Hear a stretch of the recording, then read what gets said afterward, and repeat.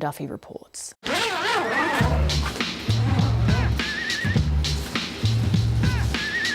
In this suburban garage are crops about to be harvested. It's not your average herb garden, it's hydroponic marijuana. Former GP Andrew Katelaris is one of the key players at the centre of this controversial drug push. Well, these tents are a very convenient way for people to produce their own cannabis. The setup cost would be about $1,000. This is how medical marijuana works in Australia at the moment.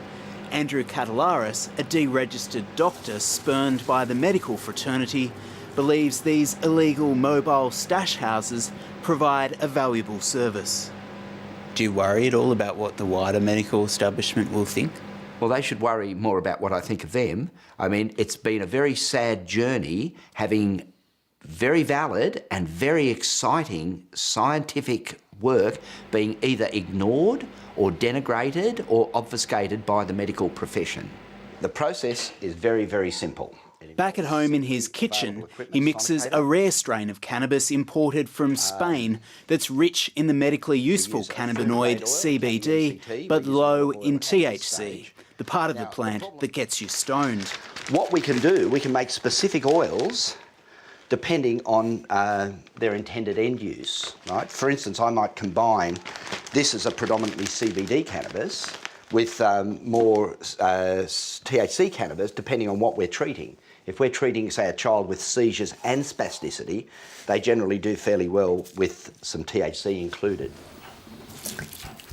He follows a special recipe, mixing pot with oil and heating it to about 50 degrees.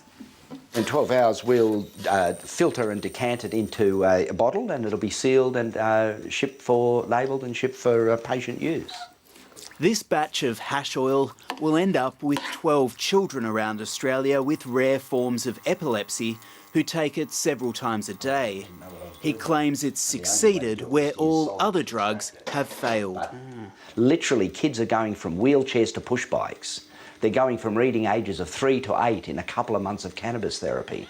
10-year-old Hunter Elwell from the Central Coast of New South Wales is one of the children receiving medical marijuana. His mother Lorraine is an unlikely lawbreaker. She gets jars from Dr. Katelaris, places the oil into a syringe and feeds it into his stomach through a tube. The same way he gets his food. There you go. Good boy. Hunter is 10 years old and he has Dravet syndrome, which is classified as a catastrophic seizure disorder, and it's resistant to most, if not all, anti-seizure medications. Hold on, mate. Hunter's seizures were so frequent and painful, he was regularly flown to hospital and given adult painkillers like morphine and fentanyl. Medical marijuana has transformed their lives. Great. He hasn't had, in the 18 months he's been on it, he hasn't had one paramedic call for seizures at all. He hasn't had a stay for seizures in hospital, and he probably has about 4 or 5 seizures a month now. And what was it before? Up to 20 to 30 a day. Yeah, and that was on a good day. Yes. There were times when he was in hospital for 3 months because he was having a seizure every 30 seconds. Here's another form of delivery using an aerosol. It's particularly useful as a rescue remedy. Andrew Katelaris' kitchen is full of exotic cannabis sprays and oils. He's working on a mouth spray to rescue epileptic children from fits. But he's a controversial figure, banned from practicing medicine because of a long history of taking and supplying cannabis and other scheduled drugs to patients, and with a previous conviction for growing a medical marijuana crop. It can also be reconstituted. There are no formal scientific controls, and many doctors would be concerned the parents he supplies are left to regulate their own doses.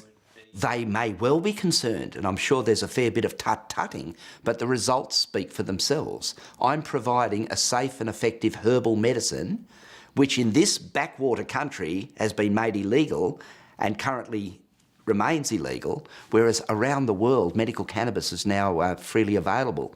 In New South Wales, the Baird government has announced a clinical trial of medicinal cannabis. 2 state governments are moving toward further trials of medical marijuana, and even the Prime Minister has endorsed it as momentum builds. I think we need to be very, very careful. Some doctors, like Professor Nicholas Talley, support trials, but fear children and adults using medical marijuana now are putting themselves at risk. So, for example, people who drive and are taking marijuana, well, they're putting themselves and others at risk. There's an increased risk based on studies of suicide. There's an increased risk of certain cancers with chronic marijuana use. This is not a totally safe product like some people, in fact, perhaps many people believe. Medical marijuana evaluations, the doctor is in. Overseas, there has been more than 90 studies of medical marijuana. Professor Talley says at best they provide inconclusive evidence cannabis can treat a small number of conditions. Areas where there might be some benefits, nausea and vomiting, particularly from chemotherapy, although there are better options, according to the experts, in most cases, and marijuana can cause you to vomit. So it's not as simple or as straightforward as one might think. Some pain conditions not responsive to other things, although again the evidence is not very conclusive. Spasticity problems, perhaps rare forms of epilepsy. Doctors here believe their overseas counterparts have struggled to find the right dose level and a safe way to give it to patients. The problems have been the practitioners don't quite know how to dose, how to prescribe, how to ensure people will actually get effective levels of drug, what the effective levels are, who to prescribe it for, what indications. They're pretty serious issues. Professor Ian McGregor is one of Australia's most experienced drug researchers. He also wants more trials, but believes the illnesses medical marijuana is treating are so serious that immediate use is an acceptable risk. I think where you've got, people who are suffering abominable levels of pain, for example, in end-stage cancer, why would you deny them any sort of medicine that's potentially useful? Similarly, in childhood epilepsy, if you have kids that are having 50 seizures a day, you can't imagine what that's like for the child and for their parents. Professor McGregor led a groundbreaking study that laid out some of the risks of sourcing your own weed for medical use in Australia. We did the first ever analysis of street cannabis in Australia.